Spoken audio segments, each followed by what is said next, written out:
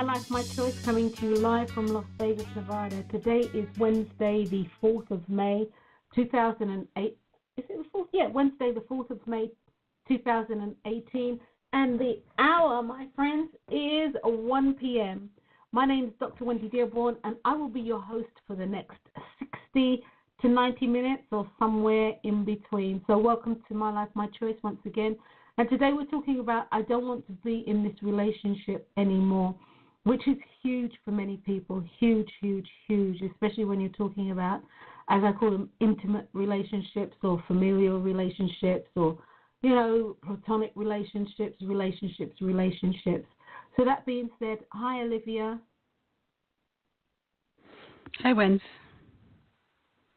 Hello. And next time, don't hang up on me like that. Just so you know, don't put on the phone number like that. And tell the listening audience why that happened, Wendy. I don't know, because you're rude. Without embellishing, without adding a crazy amount of embellishment. Absolutely just rude. I don't know why you didn't get the first email. I have no earthly idea. Maybe because you didn't blinking well send it. No, I did. I did. I'm always it. Yeah, I know exactly what you're going to say. I said it before you did. You know? No. You went to your other email address. That's how I know that you got it wrong. You went after time. That's how I know you got it wrong, because you told me those first. You're so full. Wendy. Wendy. No. Darling, you're embellishing. Stop. Reel yourself in. Control yourself. Reel myself in. No, Liz, I don't remember. I actually don't remember if I sent it, and that's being really honest. I don't really, and evidently I didn't, because you didn't get it. No. But I will definitely check, because I feel that I sent it, but I didn't have time to check because the show was coming on, and I didn't have time to go back there. But I'll definitely check. No, I most probably didn't send it, Liz. I most probably didn't send it. But anyway, outside of that, how are you, love? Yeah, no, I'm good. How are you doing? I'm not too bad, love. Not too bad, you know. One foot in front of the other. You know how it is here. You sound kind of far away. Oh, do I sound nearer now? No, it was me. What were you saying? Okay. Oh, no, I said, you know how it is here. It rains for a day and a half, and, you know, you got the sad, or whatever it is. Sad. You know, sun. Yeah, whatever it is. When you're It's funny you should say that, because when you said that, I thought you were going to say something like, you know, it's all dark and dreary and what have you. But I was thinking, oh yeah, everyone gets depressed, and then you said sad. That's why I laughed. Yes, no, because it's like that. It's been raining that day and a half or so.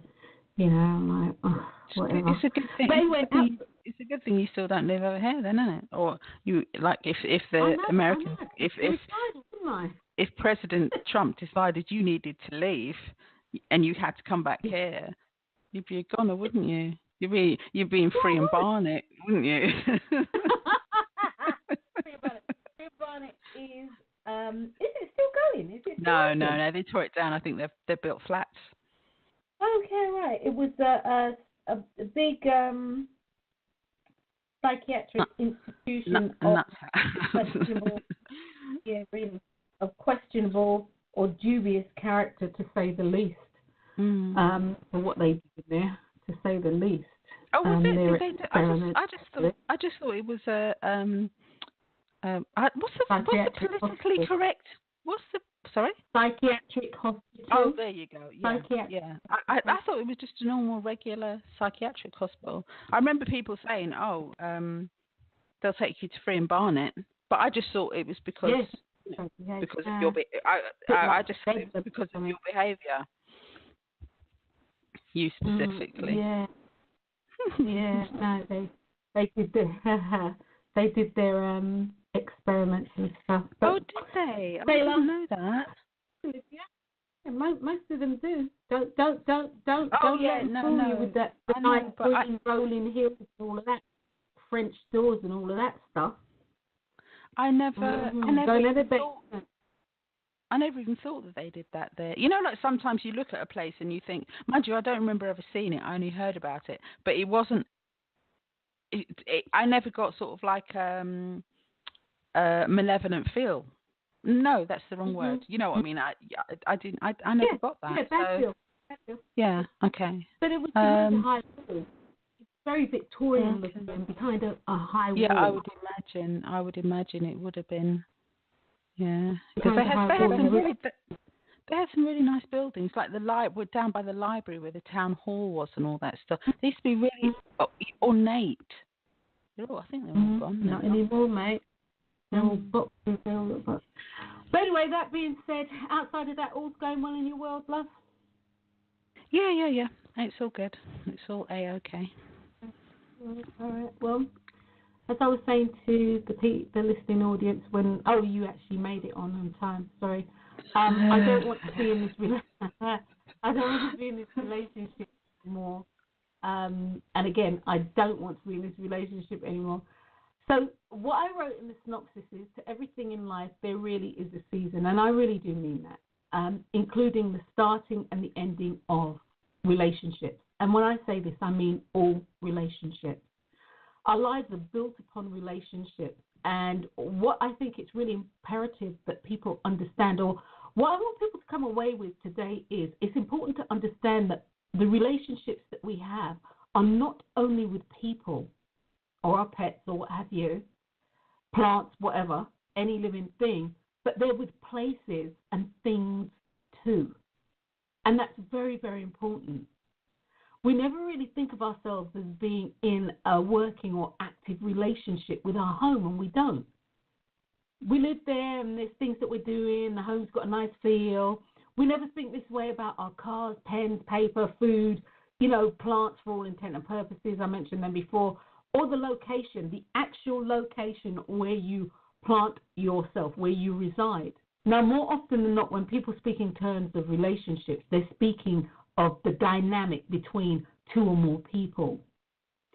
It can also be a relationship within an institution that's representative of an emotional ideal that you hold. And I'll actually come back and address that in a hot second. However, a relationship is all about how you relate, you relate to people, places, and things. Based on how you feel about something, you are in a relationship with it. And what this will do is determine the choices that you make in regard to that. Now, when you change how you feel about a person, place, or thing, you do set into motion. If you're in a relationship with someone, and I should have clarified that. Well, so when you change how you feel about a person, place, or thing, you actually set into motion the Universal Law of Disintegration. And I am always saying this on this show, once a law is set into motion, it cannot be stopped. So when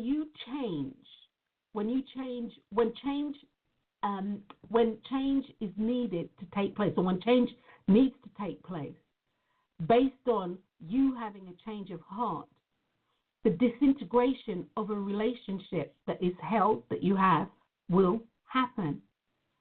It's also important not to confuse disintegration of a relationship with dissolution of a relationship. Now, these are two different things, but many people think that they're the same thing, and it's not. So I'll make sure that I address that too. What I want to say is that in our lives, the beginning of the synopsis, I said, to everything there really is a season, including the starting of a relationship and the ending of a relationship. And as this has been a hot topic for a lot of people, I was saying to you yesterday in It Lives that, I'm astounded by the number of people who have spoken to me, the number of people who I know who are truly going through relationship changes. And I'm talking about not just the familial relationship, but I'm talking about the husband and wife relationship, kind of relationship. And I'm astounded by the amount of people who are really going through changes within themselves. And as a result, they're literally saying, I don't want to be in this relationship anymore. But they don't know how to extricate themselves. They don't know how to, or so they say, they don't know how to get out of the relationship. Well, that's one aspect of what I want us to address today, guys, that we'll address today. But there are many other aspects to relationships as well. And it's really important that, again, you come away understanding that the relationship that you have with people is also sometimes predicated on the relationship that you have with things. But by and large, it's about the relationship that you have with yourself. So that being said, everything really does have a season, including the starting of a relationship and the ending of a relationship. So where I'm going to go with this, guys, is that the person whom you may be with now, and I'm talking about the intimate relationship, the person whom you are with now, you may well have outgrown them. They may well have outgrown you. They may have come into your life at a period of time when they were literally what the doctor ordered. They may have come into your life in a time where you needed support so you could, finish your education, or come into your life at a time where it was truly time for you to leave home and you didn't want to do this by yourself, and so you set up house with him or you set up house with her. It could have been many factors, and for those of you who are out there who are listening, you know which factor applies to you. Well, you see, you did that, and it served its purpose. The relationship served its purpose. And you have built whatever foundation that you have built on, and now you're ready to continue your building. And however, the relationship that supported you in this, and believe me, the other person knows as well, that this won't assist and support you in moving forward.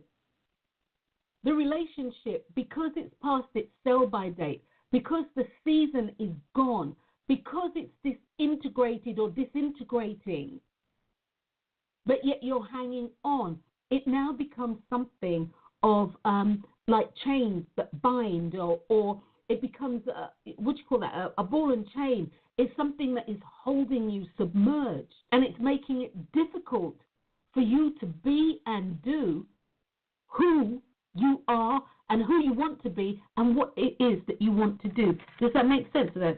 Am I making sense? Yeah, absolutely. One of the things I was watching a program the other day. It's called Big World, Little People. It's about people that are little people, yeah, and like the parents. I mean, they had been married. I'm going to say 26 years. It might have been more, And they're both little people, and they were just growing apart. More and more apart. They had built this amazing. I think that their surname's Roloff. If you see their farm, it's a kid's paradise. They do farm as well, but they farm itself. And that's what they've been. And they've got loads of different businesses and what have you. And they were growing apart. And then they sort of because they had two houses on the. Well, one was kind of like a trailer, double wide, and then the main house. Eventually, he moved into the double house, and she was in the trailer. And then after a while, after a couple of years or so, they got divorced. But she actually said the relationship was kind of like over. She knew the relationship was over about 15 years prior to that. Oh, come on, baby, preach on it. Yeah. So, but her thing was the one thing. I actually really do like her. She's a bit sassy. But one of the things she said was that I can't remember what I was going to say. What she learned from the experience was that she never used to express herself. Mm-hmm. She never used to say what she needed to say. You know, she would just for peace and quiet, and so that her thing was looking after the kids. That was her thing. You know, for peace and quiet, she would just let kind of like him do whatever he wanted to do, basically. And after a while, it just became too much. She felt totally undervalued. You know, totally undervalued. Yes. So it was just interesting watching her grow, kind of thing, you know, into her. Because after that, sorry, Wendy, after that, she's sort of like, she got divorced, you know, she started seeing someone, because she never thought she'd be in relationship with a normal height person, but she met this guy, and you know, and she's doing loads. She got a tattoo. She had always wanted a tattoo. She got a tattoo. She changed the colour of her hair, you know, and she was just her. And she looked, and you could see that. I mean, she looked amazing, you know. She really did. Yeah. Because she felt it and feels it. Yeah. Yeah. You see, so now she can express herself. Well, one of the things that I would actually say in regard to that, you know, like what you said, or two things. Most people can tell you when the relationship was over for them. And for those who stay, and some stay until death do they part. Others, it takes a while, but, you know, 15 years later, you know, they're done. You know, she's done. He's done. And one of the biggest things I believe in my professional opinion and my personal opinion is that if you do not express yourself in a relationship as intimate as marriage, you're doomed for failure. You're absolutely doomed for failure. And that's really, because the name of the game for me is, it's about you being able to say what it is that you need to say. And I'm not saying, you know, rag on your wife or rag on your husband or what have you. I'm talking about expressing your ideals, your wants, your dislikes, your likes, anything. One of the things that I do know from a professional standpoint is that when people say, I don't want to be in this relationship anymore, what has fundamentally undermined their relationship is the inability to communicate effectively. Now, the ability to communicate doesn't necessitate that the relationship would last. Because, again, there are many people who are together and they've only come together for a season.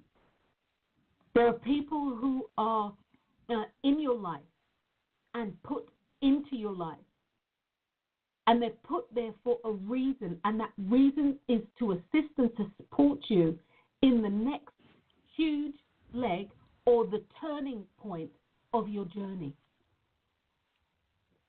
That being said, that aside, it's my personal and my professional opinion that most people do not communicate.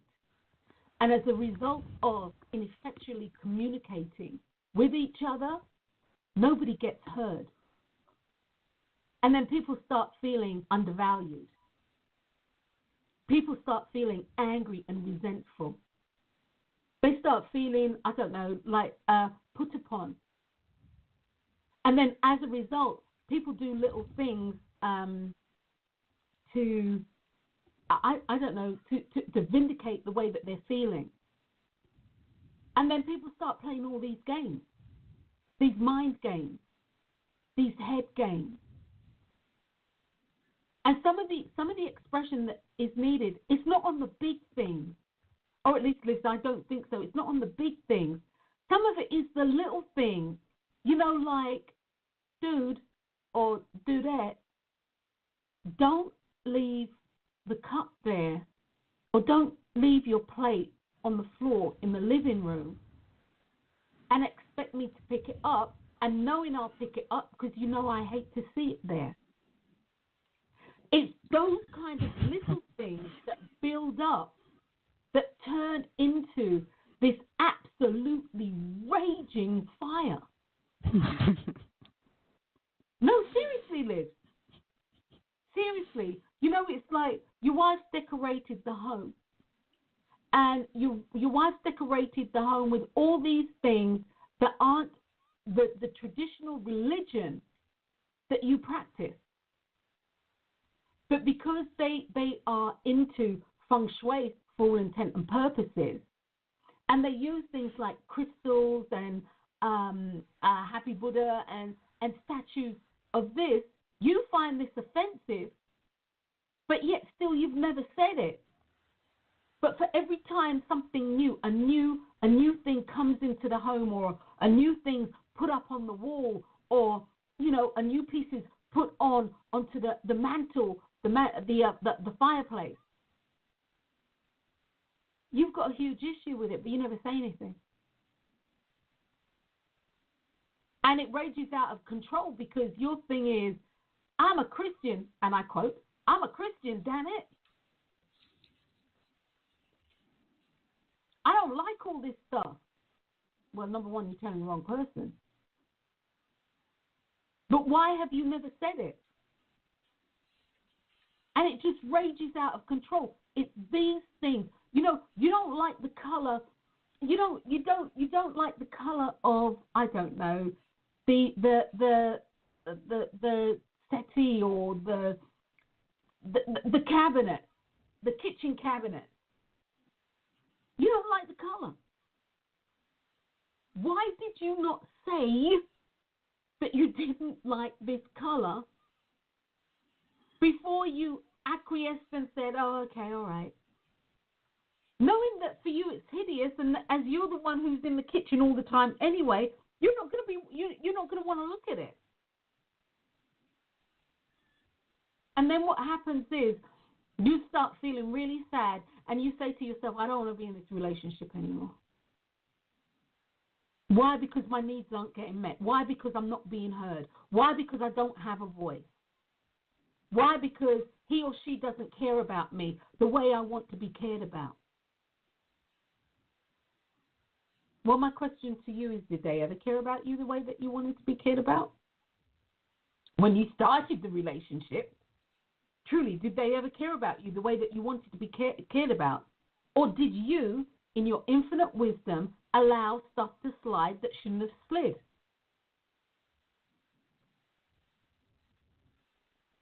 You see, for me, as an intrinsic coach, or just as plain old simple Wendy, it's easy to blame somebody else for how you feel. Okay, hear me, guys.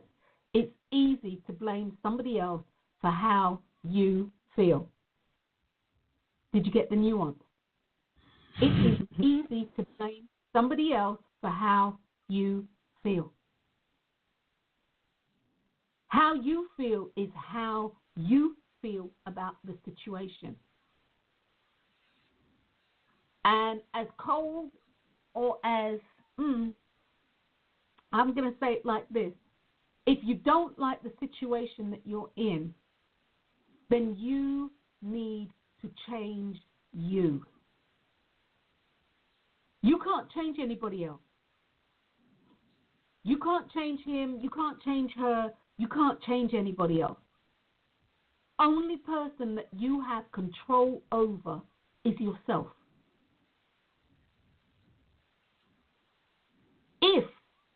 If you don't want to be in your relationship anymore, does that literally mean, and here's the question for you guys, does that literally mean you don't want to be in a relationship with this person? Or you don't want to be in the relationship that you have built, but you want to build a new relationship with this person that you're in a relationship with? Does that make sense, Liz? Yeah. Yeah, partially. It does. Oh, what part? No. Okay. It does. It does. Okay. It does. Well, it's really important. Okay. Yeah, go on. It's really important to define what it is that you want. Do you want to be with this person, but you want things to be different? Or even if things were different, even if you were quote end quote. Oh, sorry guys, I didn't take the phone out. Let's just do that, and then I'll put that outside. Wait, hold on.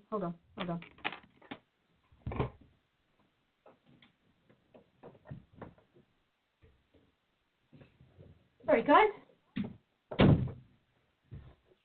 Right. What was I saying? Okay.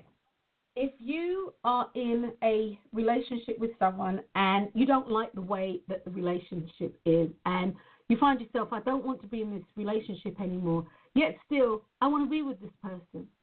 I want to be with this person. It's really important for you to know the difference, the nuance for you between the two. So that's something that you need to ask yourself. Do I not want to be with this person? Has that season gone? Have I outgrown him? Has he outgrown me? Have we outgrown her? Whatever it is, it's important that you define that for yourself. In regard to not being in a relationship, whether this does result in the disillusionment of a marriage or, a partnership, it's very, very important to understand that you need to own your stuff. You need to own what you brought to the union. You need to also, I think, not cast blame. Because again, if it's happening to you, it's you who is in control of you. It's your life. 100% it's your life. So it's about you doing what it is that you need to do for you so that you can be happy. And again, you can't change anybody else. Because one of the things I was going to say is talking about control, but that's a little bit later. Self-expression. You hear that old adage, all the time. Not particularly about self-expression, but it's a bit like a muscle. It needs exercise. It needs to escape, and it needs release. Exercising it will actually make you feel happier. I mean, you take like relationships, a couple. I mean, without self-expression, the couple, I would say invariably, they're going to split up. With self-expression, they could still split up. They could split up anyway. But I think you tend to recognize and act on it sooner when you realize the relationship is breaking down, because in a way you trust yourself. There's a lot of people who aren't able to self-express. They actually don't trust themselves. As opposed to, going back to the relationship, as opposed to, when someone doesn't express themselves, not only do they have to deal with the breakup of the relationship, but they also have the resentment and anger and self-incrimination, that they feel towards themselves for not saying and doing what it was they really felt they needed to do. So I think one is much more of an easier healing process than the other. And you feel as you spoke about, it's the aftermath. I mean, you break up with somebody, and there are people I know 10 years, 15 years down the road, they're still talking about this person. Actually, sometimes the person has already made their transition. They're dead, they're deceased, they're gone. And they're talking about this person like this person is alive, and they're talking like this relationship just finished yesterday. And, I'm kind of shocked to hear, this was like 30 years ago. Damn. Okay. All right. Okay. Isn't it time to move on? But you see, where people get stuck in this in this loop, is they become entrenched in the if I woulda, shoulda, coulda. And they keep playing this scene out over in their mind. They don't feel that they've had their pound of flesh. They don't feel that they've been vindicated. They don't feel that there's any justice for the time spent, for the hours, the minutes, the agony, the tears, everything that people feel that they had given to the relationship. They gave their all, and look what happened. And people don't allow that to people don't allow the situation to teach them anything. They don't allow that situation to be fertilizer for them to grow. What they do is they stay in this wash. In our coaching methodology, it's called being caught up in a wash. And they just keep going around, just like they are in a nature wash out in a river and or a washing machine. It just keeps going round. It just keeps going round and going round. It's never ending. See, and this is what for me, you were saying, Olivia, about if you actually do express yourself, doesn't mean that the relationship won't dissolve. But what it does mean is that you can come away with the full understanding and knowing of self that, hey, look, I said what I needed to say. Can't say I didn't say what I needed to say. I said what I needed to say. And that's the other thing. When you actually say what it is that you need to say, the only thing that you can do is truly express yourself. Whether the person that you're speaking to understands that expression truly is up to them. You know, you can't make somebody understand what it is that you need. You can't force it on them, because at the end of the day, if we could, nobody would be unhappy in a relationship. Actually, they might not even be in a relationship quite as it kept, but nobody in this instance would be unhappy in a relationship. Absolutely nobody. So, guys, for you, if you are in a relationship, look, let me just add this to the mix. People stay in relationships for a variety of reasons. One of the biggest is children, followed by finances, followed by I don't know what I'm going to do, followed by, depending on where you live in the world, the benefits, you know, like insurance, health insurance, dental insurance, and all this jazz, followed by I don't know what I'm going to do, followed by, you know, we've been doing this for so long, why not just keep doing it? It's okay, I can survive. And followed by whatever reason that people have. Now, whatever reason you are telling yourself to stay in a relationship that you have said to self, I don't want to be in anymore. And as a result, the Universal Law of Disintegration has been set into motion. And I'll address that in just one hot second, right? You've said this, okay? And now you've come back and said to yourself, no, I'll stay because. When you start living your life based on excuses, because people say, no, Wendy, you don't understand. No, those are real reasons. No, they're not. If the real thing that you want is to be out of the relationship, then whatever is causing you to stay is an excuse, and or you really don't want to be out of the relationship. It's bottom line. Because, Liz, would you agree? If you're done and you want out, you're out. It doesn't matter what you're walking out to, you are out. Yeah, no, that's right. So, I mean, I think sometimes people hold on to hope for a really, really, really long time. And, you know, even though what they're saying might be, okay, yeah, well, I want out of this relationship, this job, you know, where I live, blah, blah, blah, blah, blah. It might not actually be what they really want at that particular time. Because I actually think when someone is done, they are done. Whether they've expressed themselves or not, once they're done, they're finished, they're ended, it's done.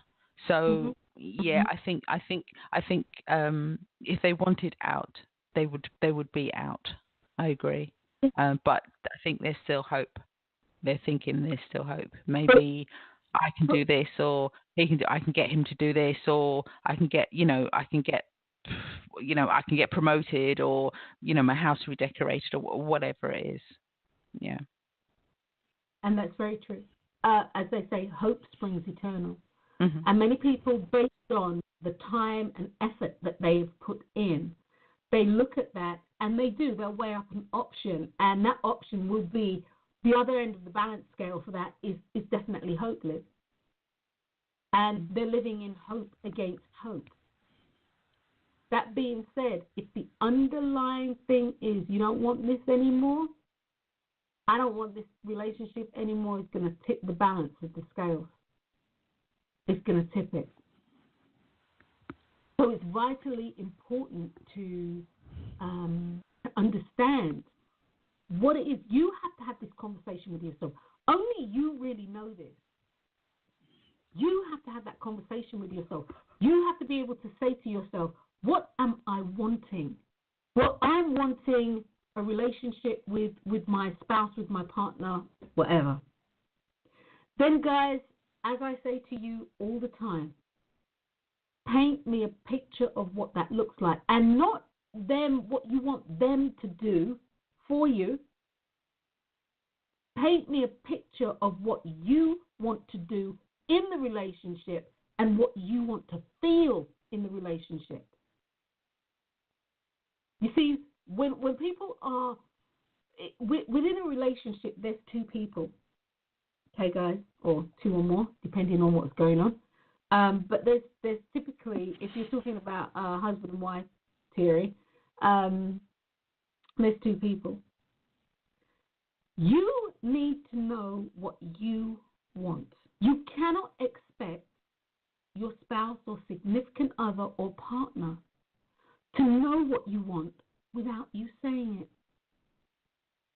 And this is another biggie. How can you expect him or her to know? Well, have you told them? No. I mean, I'll never forget, somebody had said to me, they wanted to get married. And they said to me, well, if whoever doesn't ask within this year, then I'm done. And I'm like, well, have you actually expressed the desire that you want to get married? And the answer was no. I mean, we're living together, with this, with that. And I was like, well, he might think that you're happy. No, seriously. He might think that you're happy. Why do you laugh? No, it's just no. It was what you were saying. It's what you're saying. But yeah. You know, no, he might really think that you're happy, and really doesn't realize that everything that you are doing and have done, including cohabiting, has been on the premise that your pot of gold is getting married. Because a lot of women say, "Oh well, he should know." Exactly. Or if he loved me, he would know. That tells you your definition of love. If that's your definition of love, then no, he doesn't love you. I'm sorry, but he doesn't. If that is your definition of love, so you've answered your own question right then and there about your relationship. And if it's one where I can't remember the other one I said. What was the other one I said, Wendy? This is a test to find out if you were listening. I wasn't listening, so I don't know. I can't remember the other one that I said. No, you're right, Liz. You're definitely right. It's your definition of love, and this is what I was talking about. You need to know what your definition of love is, and how this will interplay in a relationship for you, so that you can tell your partner, so your partner understands. And people do say that, if he loved me, if she loved me, and something, that doesn't work for me. That's something my husband never said to me. Because when we first met, I had some criteria, and that's one, don't do that. No, because that smacks of emotional blackmail to me. If you love me, you would do, well, I do love you, so now in order for me to prove that I love you, I'm going to have to do this. And I don't even don't want to do this. You know, so it's those kind of things for me that undermine the relationship, because people will do it because they love you, not because they want to. And guys, this is what I mean. Understand the nuances in life. They'll do it because they love you, not because they want to. And what will win out is the wanting, because the wanting is the intrinsic truth of who they are. And they can't change that. Now, they can work within that paradigm, but they can't change intrinsically who they are.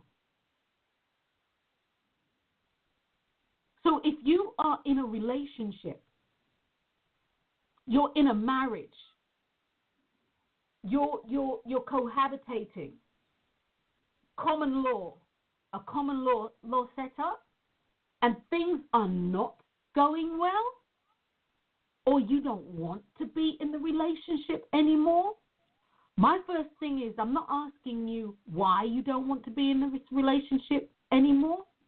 I'm asking you simply this: do you want out of the relationship, or are you wanting your relationship to be different? Number one. Number two, I'm not asking you what your significant other or your spouse, husband, whatever, I'm not asking what you want them to do. At this moment, that is totally irrelevant. What I'm asking you is, what are you wanting to experience in this relationship should you decide to stay? What are you wanting to experience? I just want him to make me happy. I never asked you that. You see, you're not listening. I want him to do that. No, that's not what I'm talking about. What are you wanting to experience in this relationship? Oh, you want to do more things together. Okay. Oh, you need time for yourself, which might translate to him, you know, taking care of the kids or picking up some of the household things that you do. Oh, so you want more time to yourself. Oh, you want to experience, you hear me, you want to experience different countries because you like wine. And so you want to go to some of the major wine producing countries. Oh, these are things that you want. Oh, you want to have Christmas for you and your family, your little nucleus. And then thereafter, either the day before or the day after, you do the family thing with his family, your family. Okay, I get it. So you need to know what you want. Liz, am I making sense? Yeah, absolutely. Absolutely. Yeah. You need to know what you want. You need to know what will make you happy. You need to understand that your partner isn't psychic. And even if they were, they'd most probably get it wrong anyway. Well, according to men, anyway, that's what they say. Even if I didn't know, even if I was psychic, I'd most probably get it wrong. And several guys have said that. Several of my male clients have said that, and it usually makes me laugh because it's really true. You know, they get it wrong anyway. Just the GP, they get it wrong. You know, they just get it wrong. But that being said, guys, your relationship is about you. We are in relationship, in a relationship with everything. Pen, pencil, paper, pots, pans, bathtub, shower curtains, you name it, shower curtain rings, you name it.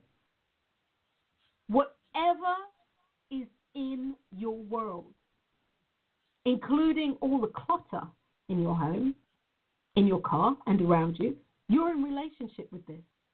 The building that you live in, the building that you work in, everything, the ground that you are walking on, you are in relationship with that. And as a result, you are building and hear me guys, you are building the relationship with the thing that you're having a relationship with. You are building that. And the thing that you're building a relationship with will take its cue from you. Yeah. You know, before, yeah, when you say that, because before I was going to, the other thing that I said was, if he knew me, yeah, it ties into what you were saying. You know, in actual fact, if he knew me, he'd do this, that, and the other. What you're actually telling yourself is that he doesn't know you. That's what you're telling yourself. Exactly. Right. So how are you going to try to let him get to know you? Is he the problem, or are you the problem? Or are you the problem? The onus is on you, not on him. The onus is on you. You have to take the first step. You have to say what it is that you want. Because otherwise, how will he? Sorry, otherwise, how will he know you? How will he get to know you? He won't. Yes. He'll never be able to get to know you if you don't let him get to know you, and that's your choice. Yeah, sorry, go on, Wendy. And again, a lot of people, backtracking into what you're saying, a lot of people, they stay because they're afraid of being alone. Mm-hmm. They're literally afraid of being alone. And most of the time, they're miserably alone anyway in the relationship. So what's the odds? They feel alone and isolated. How much worse can it be? You're living in a home with somebody and you feel isolated and alone. How tragic is that? No, come on, yellow. No, because it was very dramatic. That's why I laughed. No, but listen, it really is. It's tragic. It really is. You know, you're in your house and you're. It's like being a prisoner in your own home. In your own head. Really, yeah, exactly, Liv. Exactly. In your own head. You can't get away from you. Can't get away from the situation. So that being said, it's for you to know what you want. And I'm not talking about what you want somebody else to do. You need to know what you want. And then you can express it. And then they can choose to either do it or not do it. Or to come up with a creative solution that works for both of you. It's so important. Communication is key. And communication actually starts with yourself. And Liz, you know what just keeps echoing in my head, you know, the whole thing.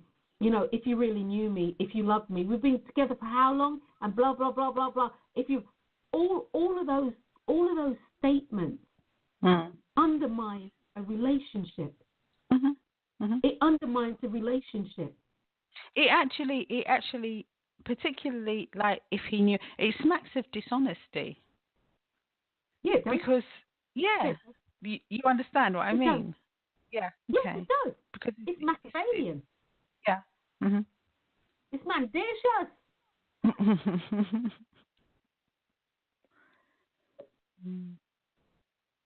No, it does, Liz. It's Machiavellian. It's very cloak and dagger. You know, it's untruthful. It really, honestly, it's untruthful. Because you have put yourself behind some sort of, I don't know, some sort of covering.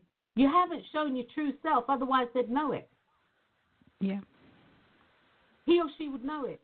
But yet still, you do, da-da, and you might stick a hand out of this covering that you have built around yourself, and you expect the person to know hands down what's going on. It's unfair. It's unfair, and it's dishonest. It's dishonest. I mean, I the person it's most dishonest to is yourself, though. It's the person that's doing it. That's who it's dishonest to. Exactly. Because you're actually not honouring self. Dishonest. Exactly. No? And you're not honouring self. You're not honouring yourself by not communicating what you need. You know, and saying he should know, or she should know. Well, quite clearly, if we're having that discussion, he or she doesn't know. Quite clearly, if we're having that discussion, he or she doesn't know. And if they do know, it's been represented or been presented them in such a way that they might find offensive. So they're not going to do it just because I'm here to tell you, people in general, their intrinsic nature, the nature of who we are is really here to help and support each other. And people really get a buzz out of being able to help other people. So why, and they really do, that's our nature. So why is it that it's not present in your relationship? Actually, why is it almost the antithesis of that?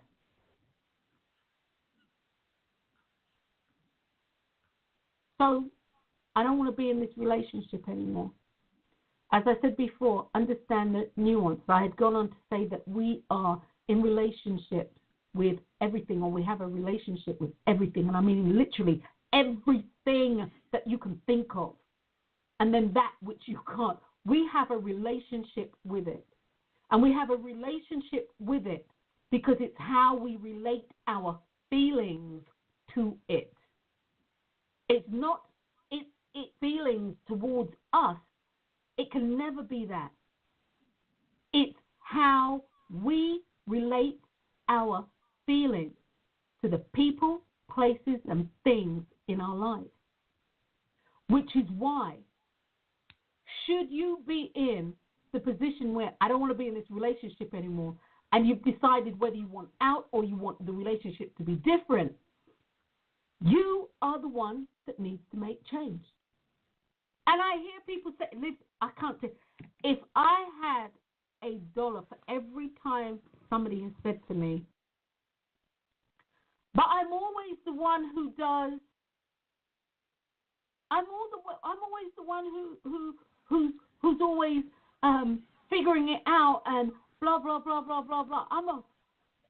Olivia, I'd be a multi-millionaire. If I can tell you the amount of times that I've heard that in a conversation about somebody who says they want to leave.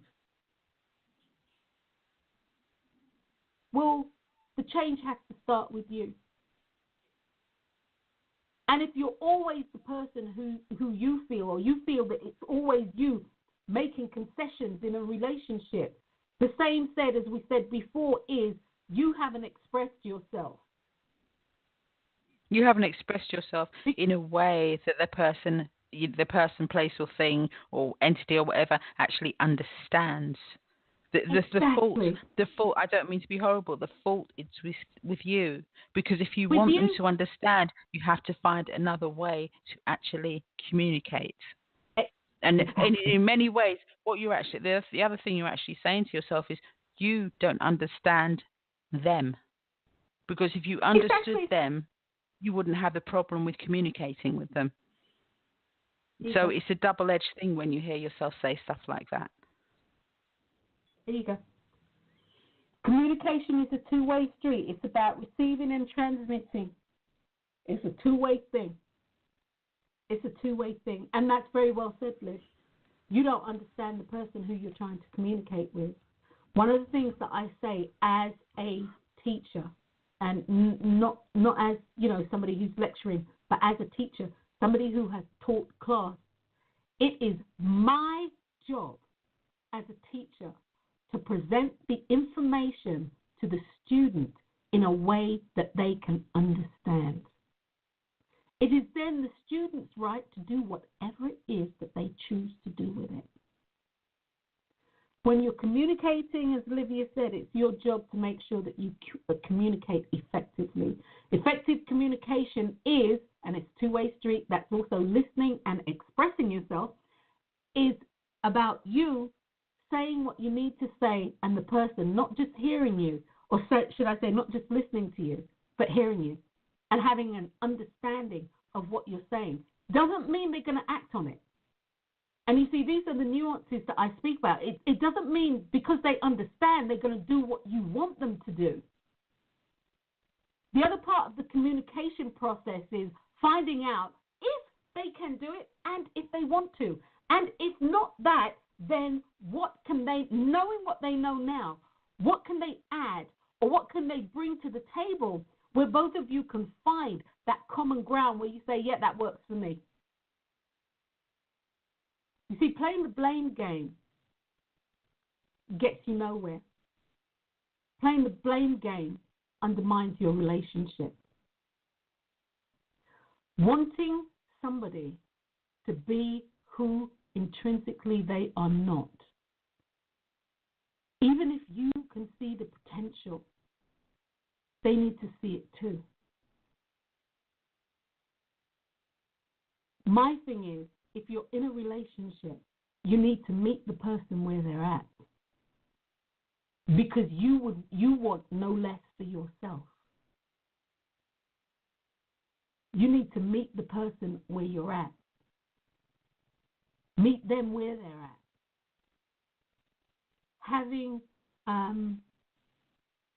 expectations. Having expectations is another thing that can undermine your relationship. Having expectations. When you start measuring somebody by your life ruler, your markers, understand that everybody is having their own individual experiences. The name of the game is how do you come together so that can enmesh, so you guys can be individuals yet come together as a strong unit. Can you do this? Yeah, of course people can do this. Hands down they can do this. You have to be able to communicate, and you have to be able to be honest. When you communicate, you have to know who you're communicating to and with. You have to know that. You know, if your wife or your husband or whomever, your significant other or whatever, your boss, whoever this is having a really hard day and you want to talk about, I don't know, whatever it is you want to talk about, perhaps at the end of the day isn't a good time to do this. And the reaction that you're hoping to get isn't one that you get. You get the whole thing of, oh, God, here we go again, another, what is it now, babe? And, of course, people's feelings are hurt. But you chose the wrong time. You can choose whatever time you want, but you chose the wrong time. Communication is also about timing. And timing means that you have to know who you're communicating with. That's on you. For some people, you need to know that Sunday morning, maybe when you're lying in, no pressure would be the best time to address some of the serious things that need to be addressed. You need to go on a drive. Let's go drive. I need to go here. I want to go and look at all these houses, blah, blah, blah, blah, blah, which is true. And you know it's an hour there and an hour back. Use the time in the car. You need to know who you're communicating with. And the other thing is, people, in my in the tutorial that I did, the webinar, I can't get my, how do I get my man to listen to me? One of the things that I said is simply this. When you're talking to somebody about something serious or about something, a grievance that you may feel that you have, you need to speak in terms of I, how you feel. Somebody cannot make you feel a way. You always make me feel like I'm nothing. No. Why people get annoyed when they say this and they become defensive, because at a core level, at a subconscious level, people know that that's not true. Because everybody knows that that's not true. And so therefore, yes, they'll be defensive when you say, you always make me feel like I'm nothing. No, I don't. What have I done to make you feel this? Well, you do this, this, and this. Well, how does that make you feel like, how does that make you feel like nothing? No, if you feel like nothing, This is a feeling that you have that is telling you something about how you are showing up in the world. Nobody can make you feel anything. You get to choose whether or not you feel that. So when you're talking to somebody, you're talking to your significant other or what have you, no. Whenever you say XYZ, I feel like, you take out the you make me feel. And they'll come back with, how can I be? No. I didn't say you make me feel that way. I feel that way. Which is why I want to address things that you say. And that's another thing. Don't try talking about 100 things in one conversation. Pick one thing and get that out the way. Pick one thing and focus on that. When you start bringing in, and then when I met you 34 years ago, you did X, Y, Z. What? I did? Yeah. Well, I don't remember. Oh, so now you don't remember. And it just spirals into nowhere. If you speak up within a good time frame and limit, all of that kind of stuff doesn't happen. And from there, you can really determine whether or not you want to be in this relationship anymore, or you want to be in this relationship but have it be different. You see, in order for any relationship that you are in, I don't care whether it's with the fly on the wall, I don't care. You are going to need to be the change that takes place. You are going to need to be the change. And once you have made that change, and I mean seriously made that change within your hearts of hearts, then a disintegration of the relationship held or the relationship that you have will happen. And what I mean by the disintegration of the relationship is literally the bonds that are binding you or holding you to the relationship in the way that it is will be broken. They start disintegrating. The stronger you are, the stronger your thought process is in regard to your change of heart. The stronger your process is in regard to not wanting to be in a relationship or wanting the relationship to be different, it's the more the bonds disintegrate until actually they dissolve. Now, the dissolution of an actual relationship is when the relationship, it separates, it dissolves. It's like you have ice. You have ice. When ice goes to water, the bonds actually change. It still remains H2O, but the bonds change. And when the bonds go from water to, when the water goes from, from water, fluid to, to vapor, where it evaporates, where it goes to vapor, where it evaporates, the bonds change also. But what will happen after a certain point, there are no more bonds to be changed. And when nothing is put in place to re-establish new bonds, a dissolution will take place. It will vaporize. Literally, it will disintegrate. It will go back to where it was before you came together, which is a nothingness. Does that make sense, Liz? Was I making sense? Yeah, definitely, Wens, definitely. What I was actually thinking, as one of the phrases you used was like undermine, things like not communicating, the blame game.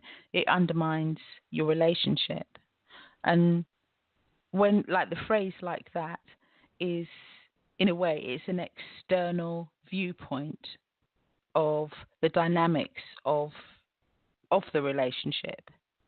Now, there's a difference between undermining your relationship and undermining your standing within the relationship. Okay? Yes. Because when you have particularly with the blame game, what you're actually doing is you're undermining your own standing within that relationship. And because relationships come and go, but you you're eternal, you're for always.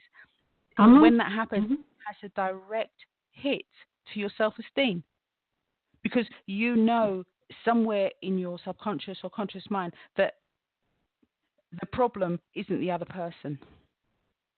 It's you. The problem is the way that perhaps you are looking at the situation. I think a lot of times, that's when,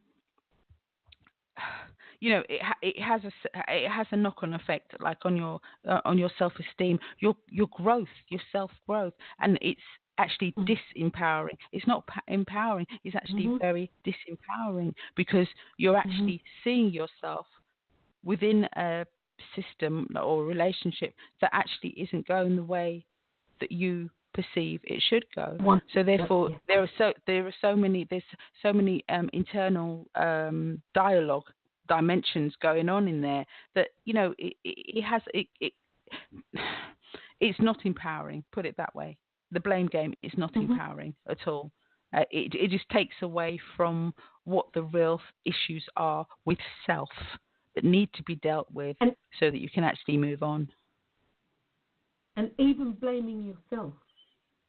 You see, the blame game isn't about ascribing blame to you or anybody else. It's about what is going on for you. But more important, it's about what you are wanting to go on for you. So, as Olivia said, it's disempowering. Because all those internal conversations that you have, it becomes overwhelming and underwhelming as well. And therefore, it leaves you feeling in a state of nothingness. And most people don't like that, because that's like the unknown. And most people don't enjoy feeling like they're just floating in the wind or spiraling and things being out of control. If you are wanting, I jotted something down here. Okay. If you are wanting to have dissolution of the relationship that you're in, and what I mean by that, the bonds dissolve, they evaporate, they ain't no more. If this is what you are wanting for a relationship, be very sure that's what you want. And then I'm going to ask you, what does it look like after this relationship? What does it look like now that you are out of the relationship? What do you see beyond this relationship? What does the new you look like? What do you feel like? What do you sound like? And what are you wanting to experience for your life? Now that this relationship, now you have the freedom to be. What is it that you are wanting to be? You see, it's really, again, for most people, it's been my experience, myself personally as well. Once you're done, you're done. I'm out. I don't care. I am out. I don't care, I'm done. Some personal experience is, what are you wanting to happen beyond that? Okay, you're done, you're out. What are you wanting to happen beyond that? I just want to be free. Okay, what does freedom look like to you? And once you have your freedom, what does the creativity within you say that you are wanting to do with the freedom? It's important to talk to yourself and not talk at yourself or down to yourself or blame yourself. It's important to have a dialogue with self that is that is enlightening, it's inspiring, it's motivating. And I suppose above all, it's revealing self to self. You're revealing yourself to yourself by this conversation. Yeah, you don't want to be in this relationship? Okay. So what are you wanting? You know how many times, Liz, I've said that to people, and Liz, you know, I see enough women enough times through this conversation. I don't want to be in this relationship anymore. Okay, cool. Then what are you wanting? Well, if he would just do so-and-so, so-and-so, so-and-so, so-and-so. Okay, so you want to be in a relationship? No, I don't want to be in this relationship anymore.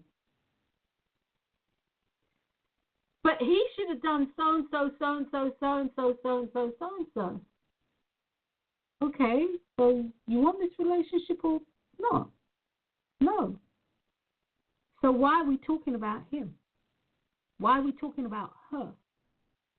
Let's talk about you. What do you want? And for the most part, and I'll give that depending upon the newness of where people find themselves on this particular paradigm, they'll go back into a wash.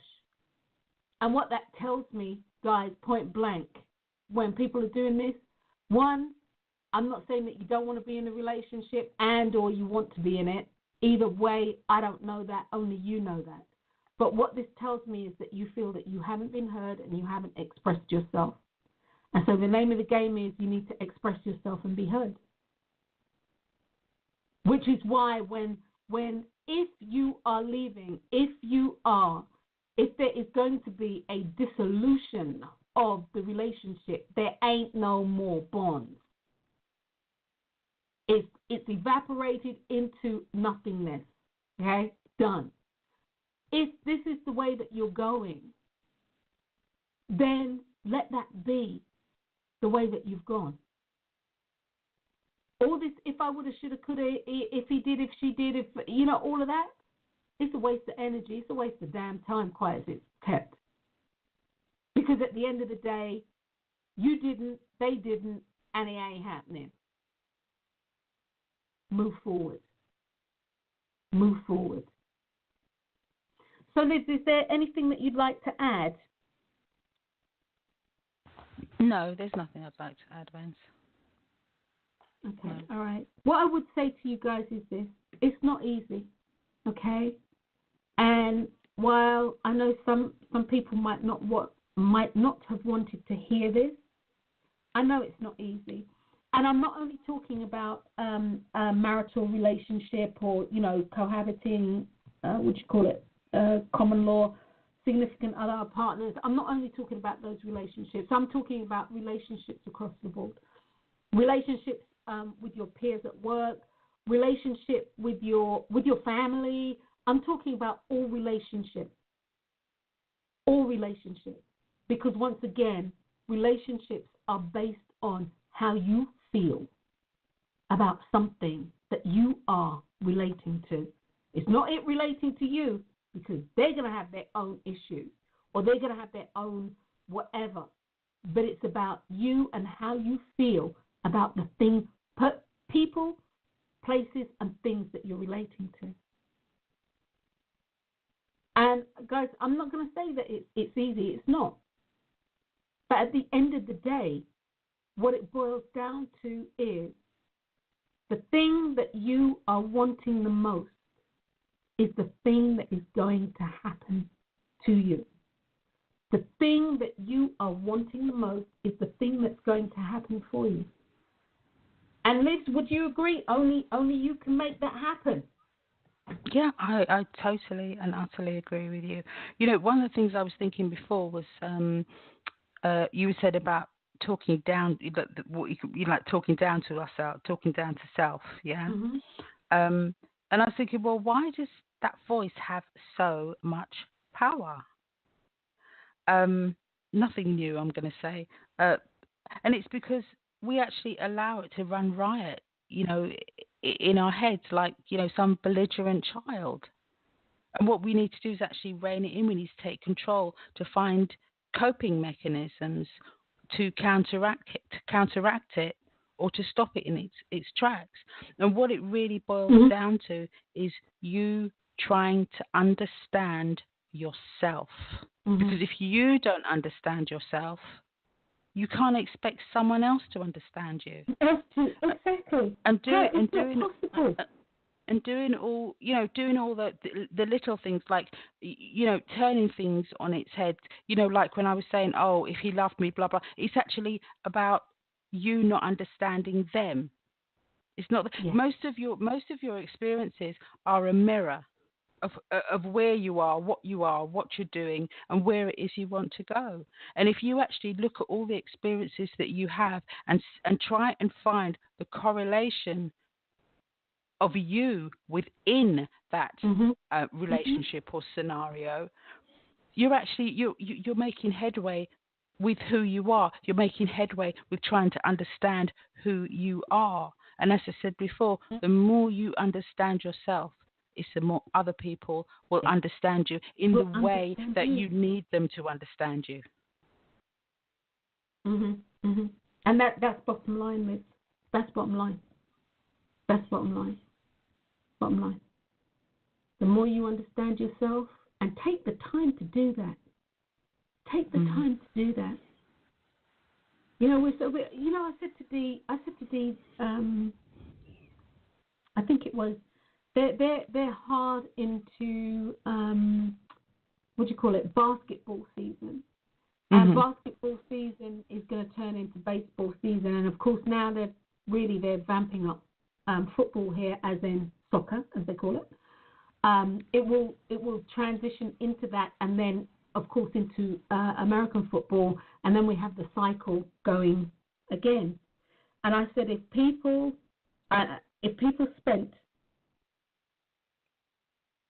I wouldn't even say a third, I'm going to say less than a third, I'm going to say 1/10 of the time that they did on sports, 1/10, just 1/10 of the time that they spent on sports, on personal growth and greater understanding of self, not only would this world be a better place, I feel, but people would have a more enriching life all round. Health, wealth, relationship, anything that you're in a relationship with, it would be better. Why? Because you would know yourself that much better. And when you know yourself, as Olivia said, people will know you.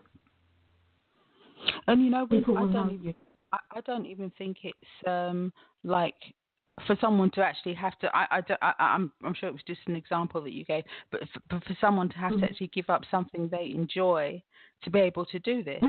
Right? Because I think there are many times, we'd be washing up or we'd be doing something, we'd be driving, and we're having these thoughts in our head. We can actually take the time to decode and say, okay, well, what does that thought actually mean, as opposed to just going with the flow, So, yeah, that's what I would say. No, and I agree, Liz. My analogy was that there's so much time spent on, sports is all good to the highest, and it's nice. You've got a team, you support the team, you can root them. Well, how about rooting for yourself? How about rooting for yourself? And that's where I was coming from with that. But one of the things that I want to do, I want to say or read this story, and I've read this before, different version maybe, but I've read this before.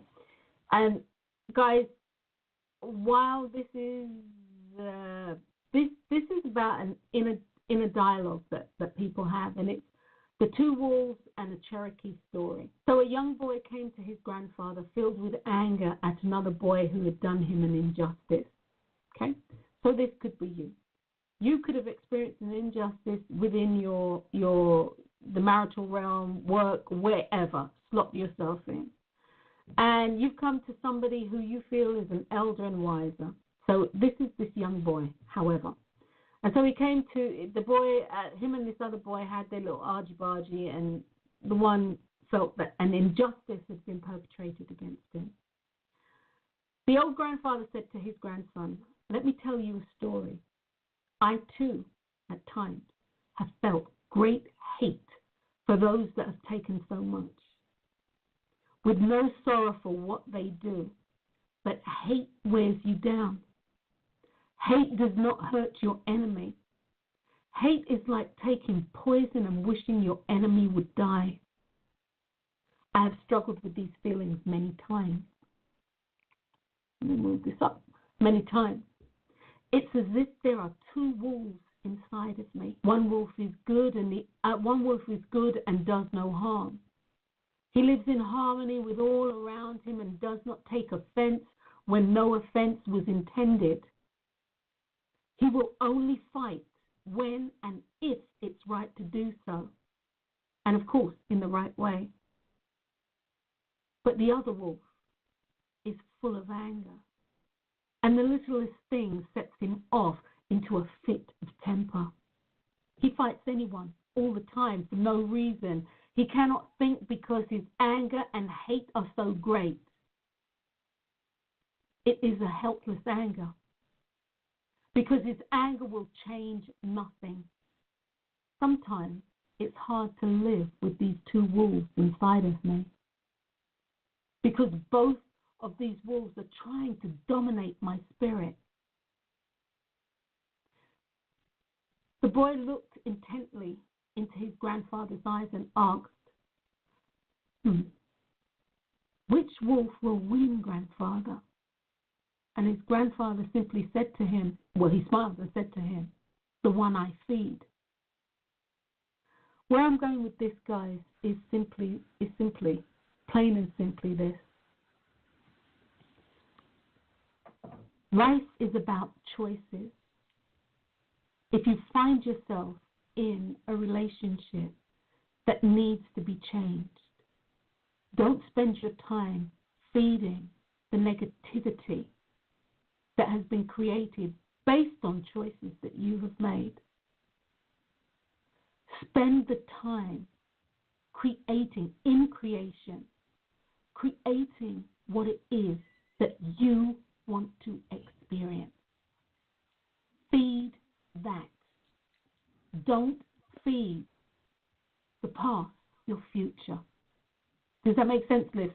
Yeah. Yep. Yeah?